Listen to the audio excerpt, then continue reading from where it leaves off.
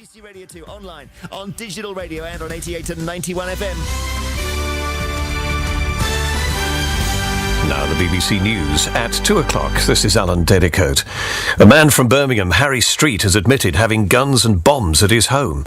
The court heard he'd been involved in a dispute with his neighbours, and the judge was told that under the name Barry Williams, he'd killed 5 people, including his neighbours, in 1978, crimes for which he was held in a secure mental hospital until 1994. Sky News say they're saddened by the apparent suicide of a woman they'd accused of spreading abuse on the internet about the parents of Madeleine McCann.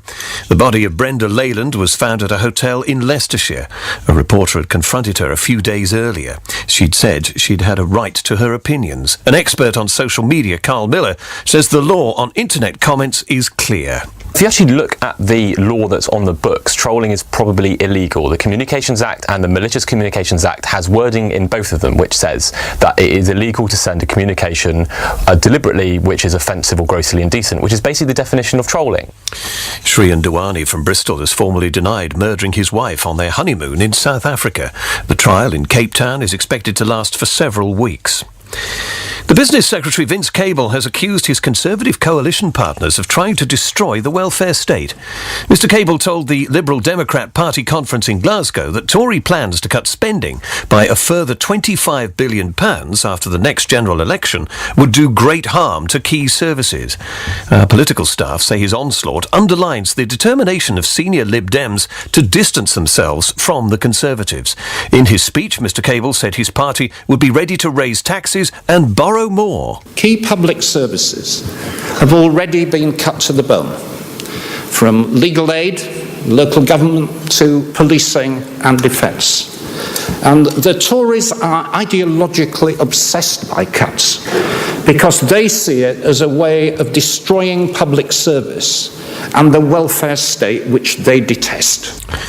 Virgin Atlantic is to close its short-haul service Little Red, which operates domestic flights within the UK. In a statement, the airline said Little Red hadn't been able to make a positive contribution to the company. The flights will end next year. A law's come into force in Jersey, making the wearing of cycle helmets compulsory for children under the age of 14. It's the first time such a law has been brought in the British Isles.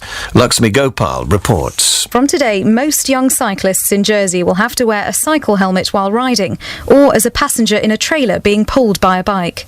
Anyone caught without could face a £50 fine. The new law applies to all children under the age of 14, and there are already calls for it to be extended to all cyclists on the island, no matter what their age. Jersey is the first place in the British Isles to bring in a cycle helmet law, though other countries such as Australia have had similar legislation for many years. Lakshmi Gopal reporting, and that's the BBC News at 2 minutes past, and next at 3.